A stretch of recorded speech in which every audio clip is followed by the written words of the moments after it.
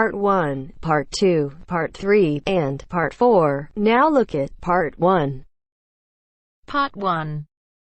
You are going to listen to the director of a college talking about his school. Listen to the talk and answer the questions. First, you have some time to look at questions 1 to 3.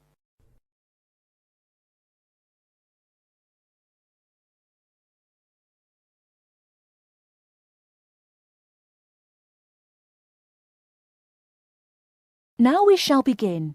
You should answer the questions as you listen, because you will not hear the recording a second time. Listen carefully and answer questions 1 to 3.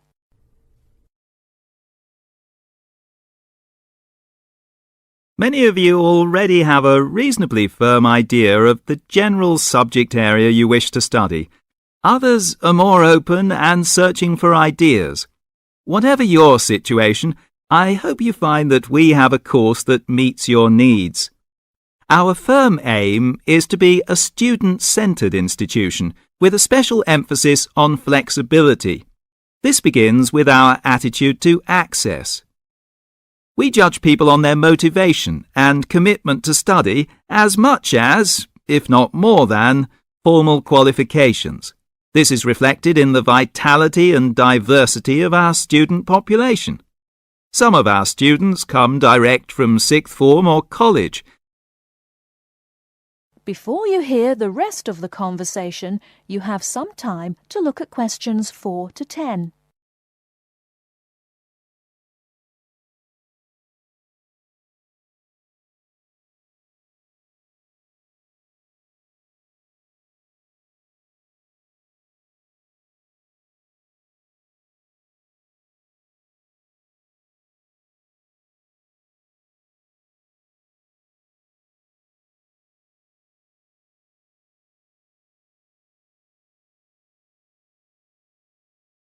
Now listen and answer questions 4 to 10.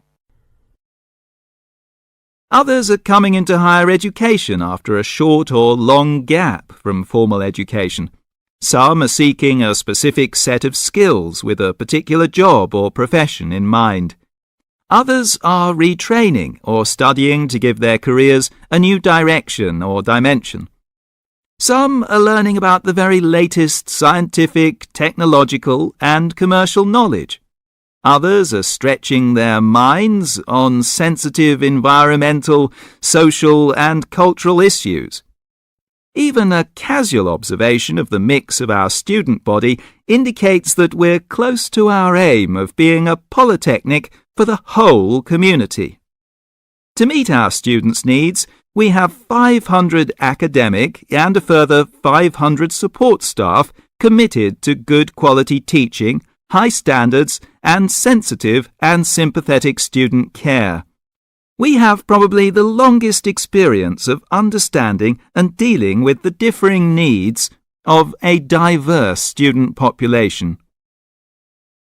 I hope you'll find a suitable course at the Polytechnic College. If you want to come to the college and we consider you suitable, we'll do our best to find you a place. And when you're here, we'll work hard to make your experience enjoyable, stimulating, and educationally rewarding. That is the end of Part 1. You now have half a minute to check your answers.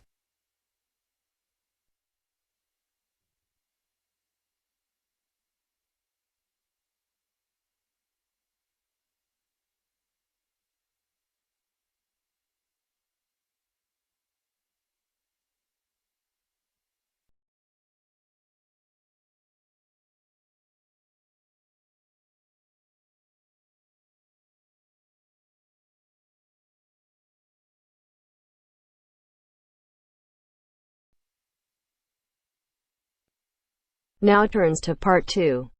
Part 2. You'll hear a tutor and 2 students discussing modern European writers. First, you have some time to look at questions 11 to 16.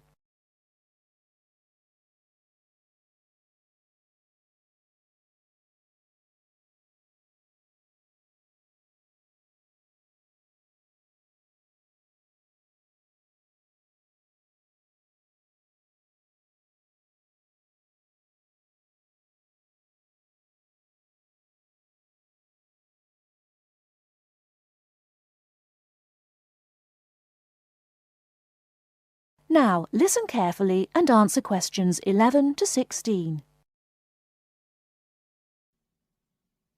Okay, so to continue our look at modern European writers who have focused on the future in their work, today we're talking about H.G. Wells.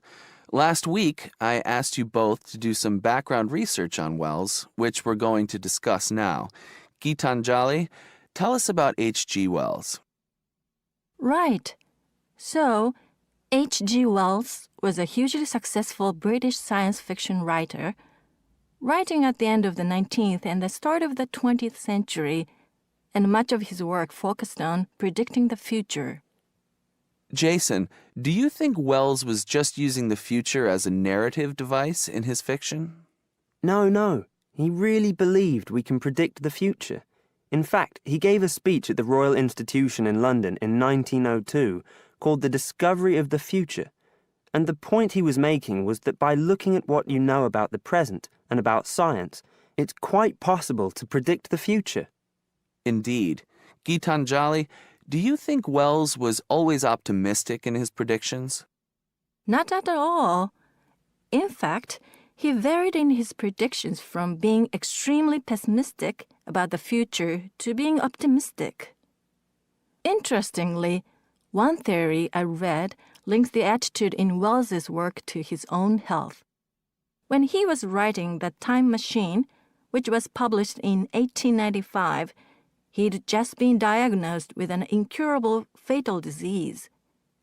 Not surprisingly, the book is very pessimistic, being about a dystopia in the future, a long time in the future, the year 802-701 in fact, where there are two races on Earth, the Morlocks and the Eloi, and the Morlocks actually eat the Eloi. I thought it was interesting, though, that it was H.G. Wells who actually came up with the phrase time machine. So despite being pessimistic, the work has had a lasting effect on our culture. Right. After The Time Machine, though, H.G. Wells didn't die, of course, and his recovery might be why he began to be a bit more optimistic about the future. So that brings us to his first utopia, Anticipations. Jason, tell us about that. Well, Anticipations, or to give it its full title, Anticipations of the Reaction of the Mechanical and Scientific Progress upon Human Life and Scientific Thought, was published in 1901 and was set in the New Republic of the year 2000. Some of the things Wells predicts are fairly close to our reality today, including 24-hour news, global telecommunications, and even a European Union. We'll come back to the accuracy of Wells's predictions a little later. Gitanjali, how was Wells's work received at the time? Well, although Wells was extremely successful, not everyone respected his work or his predictions. Another well-known science fiction writer, Jules Verne, viciously attacked him for works such as The First Man in the Moon, which Verne argued weren't rooted in scientific fact at all. That's right. Now, Wells wrote a number of other utopian visions of the future. Jason? Yes, in A Modern Utopia, published in 1905, his vision was of a world where there's no private property, where everyone has access to wonderful healthcare, and interestingly, where everyone's personal information is stored on cards in a central database outside Paris. Apart from the healthcare, I'm not sure everyone today would see that as a positive view of the future. Neither am I.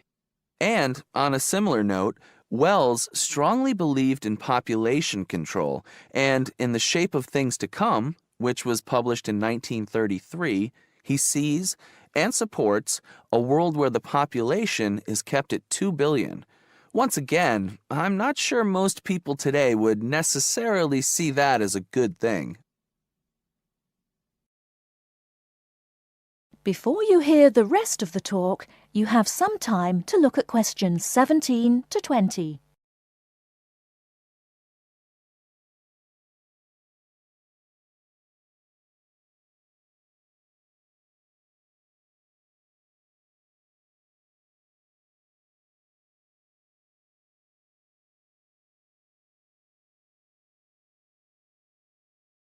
Now listen and answer questions 17 to 20.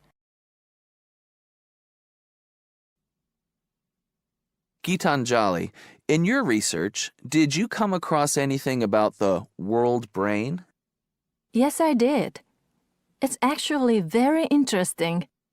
Throughout the 1930s, Wells predicted and supported the setting up of a huge world encyclopedia. And towards the end of the decade, in 1938, he wrote a series of essays called World Brain. In these essays, he called for the world to make use of modern technology to create an enormous global encyclopedia so that all our knowledge is available to all people, not just an educated elite. Wells envisioned this as probably being on microfilm. He thought it would allow anyone, anywhere in the world, to look at any book or any document. He also thought it would be created by everyone, once again, not just by an elite. Yes, and as you can imagine, many people today say that the internet has basically fulfilled his prediction. Of course, it doesn't use microfilm, but essentially, it does meet all Wells's main requirements.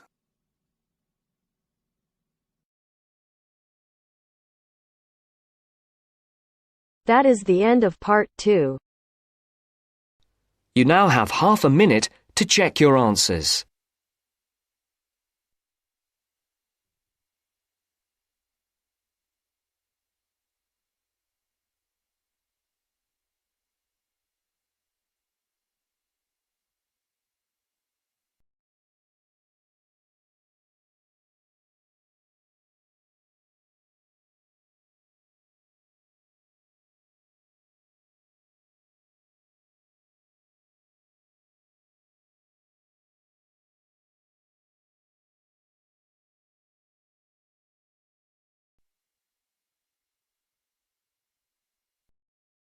Now turns to part 3.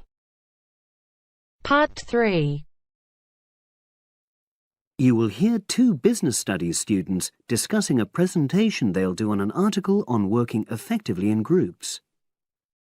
First, you have some time to look at questions 21 to 26.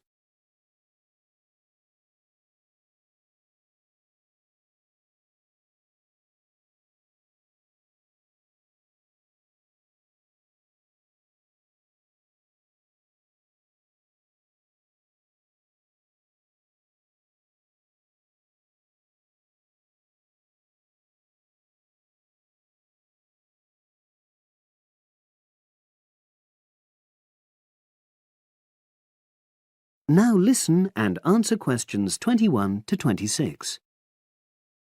So, Brad, what did you think of the article on group work? Oh, hi, Helen.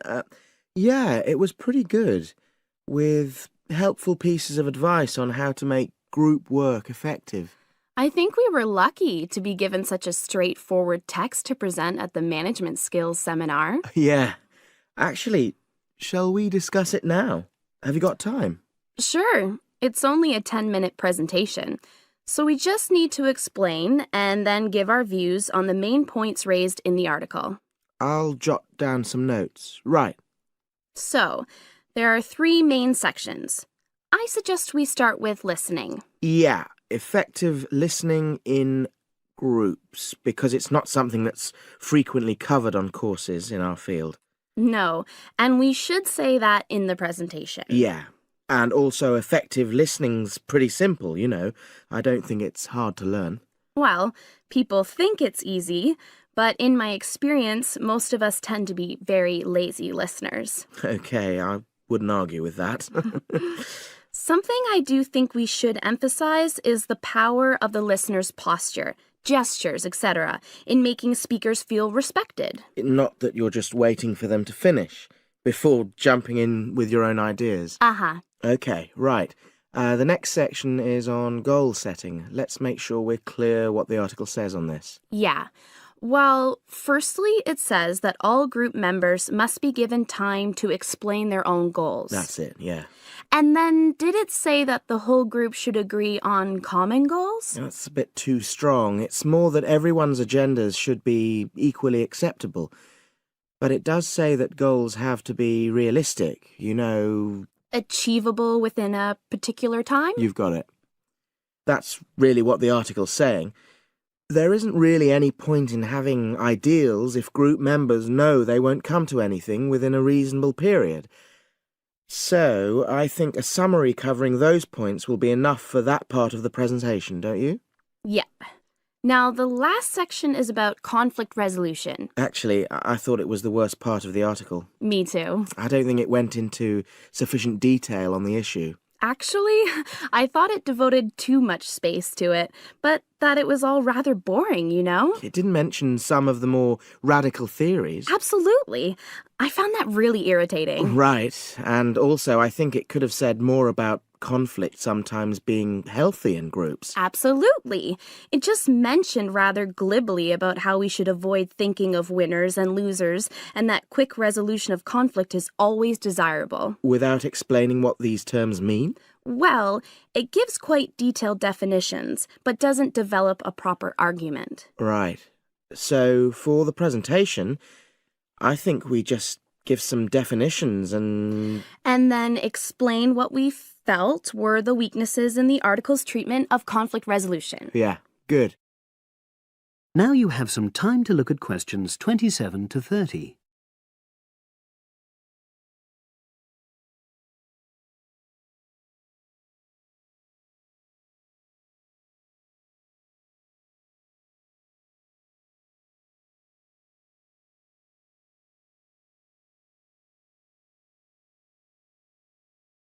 Now listen and answer questions 27 to 30. So, let's think about what we have to prepare for the actual presentation. Well, I suppose we'll use PowerPoint, but I'm hopeless at using it, especially if it has any visuals. I really have to look into doing a course on it because I know I'll need it in the future. Don't worry, I'm quite happy using PowerPoint and I'll put it together when everything else is ready. That's a relief. But yes, do that later. Okay. Now, I heard the tutor saying we have to include some well-chosen quotations from the article. I'm not sure if we do. I'll email him to find out. No need, I can just have a look at the specs he gave us when he set the task. That'll be quicker. But the tutor definitely said we have to prepare a handout to go with the talk. I'm not really sure how we do that. Sarah did one last year. Who's she? She's doing the same option as me on marketing. I'll ask her advice on what to include. Great. So that just leaves the bibliography at the end. I suppose it'll mainly be articles. Yeah. So we'll just look on the web, and we can leave that till later. But we've been advised against that. Well, we could have a look through some journals in the library. I think we should start by looking through module handbooks. I think that'll give us some good leads. Yeah, you're probably right. So that's all the topics.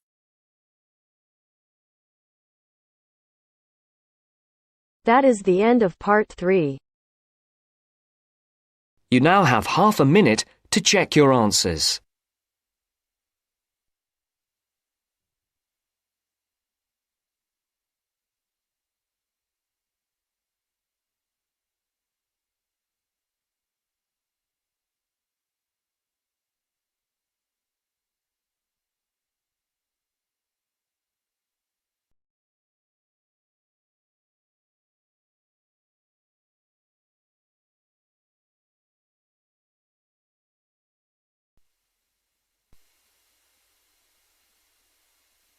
Now turns to part 4. Part 4. Hear an extract from a talk given by a lecturer from Management Department of a university on the topic Job Satisfaction. First, you have some time to look at questions 31 to 40.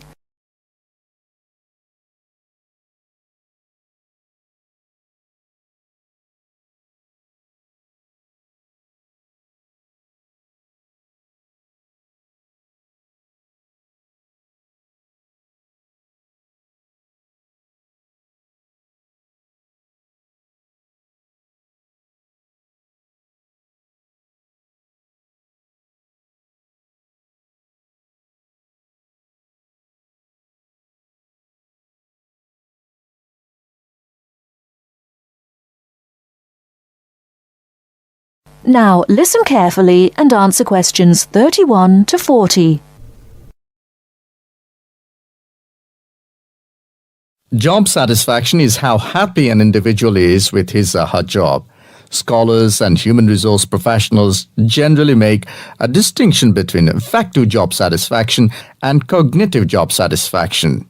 Affective job satisfaction is the overall extent of pleasurable emotional feelings individuals have about their jobs and is different from cognitive job satisfaction, which is the extent of individual satisfaction with particular facets of their jobs such as pay, pension, arrangements, working hours, and numerous other aspects of their jobs. At its most general level of conceptualization, job satisfaction is simply how content an individual is with his or her job. Affective job satisfaction is usually defined as a one-dimensional, subjective construct representing an overall emotional feeling individuals have about their job as a whole. Hence, affective job satisfaction for individuals reflects the degree of pleasure or happiness their job in general induces. Cognitive job satisfaction is usually defined as being a more objective and logical evaluation of various facets of a job. As such, cognitive job satisfaction can be one-dimensional if it comprises evaluation of just one aspect of a job, such as pay or maternity leave, or multidimensional if two or more facets of a job are simultaneously evaluated. Environmental factors. One of the most significant aspects of an individual's work in a modern organization concerns the management of communication demands that he or she encounters on the job. Demands can be characterized as a communication load. Individuals in an organization can experience communication overload and communication underload, which can affect their level of job satisfaction. Communication overload can occur when an individual receives loads of message in a short period of time, which can result in unprocessed information, or when an individual faces more complex messages that are more difficult to process. Due to this process, given an individual's style of work and motivation to complete a task, when more inputs exist than outputs, the individual perceives a condition of overload which can be positively or negatively related to job satisfaction. In comparison, communication underload can occur when messages or inputs are sent below the individual's ability to process them. According to the ideas of communication overload and underload, if an individual does not receive enough input on the job or is unsuccessful in processing these inputs, the individual is more likely to become dissatisfied, aggravated, and unhappy with their work that leads to a low level of job satisfaction. Superior subordinate communication. Superior subordinate communication is an important influence on job satisfaction in the workplace. The way in which subordinates perceive a superior's behavior can positively or negatively influence job satisfaction. Communication behavior such as facial expression, eye contact, vocal expression, and body movement is crucial to the superior-subordinate relationship. Nonverbal messages play a central role in interpersonal interactions with respect to impression formation, deception, attraction, social influence, and emotional bonding. Individuals who dislike and think negatively about their supervisor are less willing to communicate or have motivation to work, whereas individuals who like and think positively of their supervisor are more likely to communicate and are satisfied with their job and work environment. A supervisor who uses nonverbal immediacy, friendliness, and open communication lines is more likely to receive positive feedback and high job satisfaction from a subordinate. Strategic employee recognition. Employee recognition is not only about gifts and points. It's about changing the corporate culture in order to meet goals and initiatives, and most importantly, to connect employees to the company's core values and beliefs.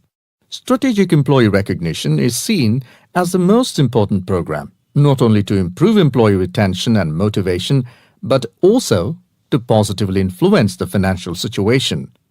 The vast majority of companies want to be innovative, coming up with new products, business models, and better ways of doing things. However, innovation is not so easy to achieve.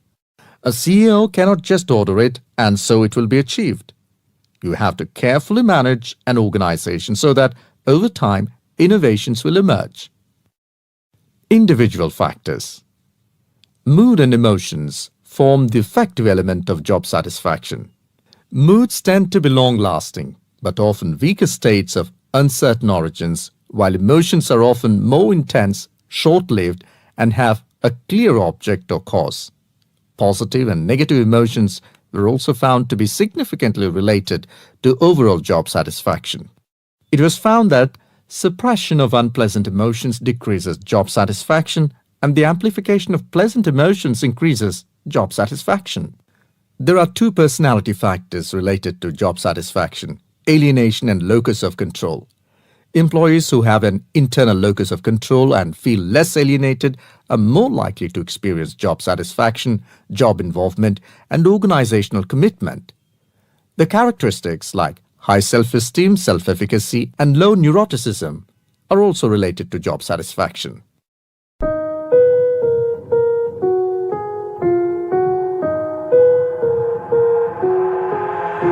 I've got an itch I can't scratch, I'm missing a piece that completes a whole part of me. An open wound scar to see. Everybody come here, gather round. Welcome to the freak show, the best in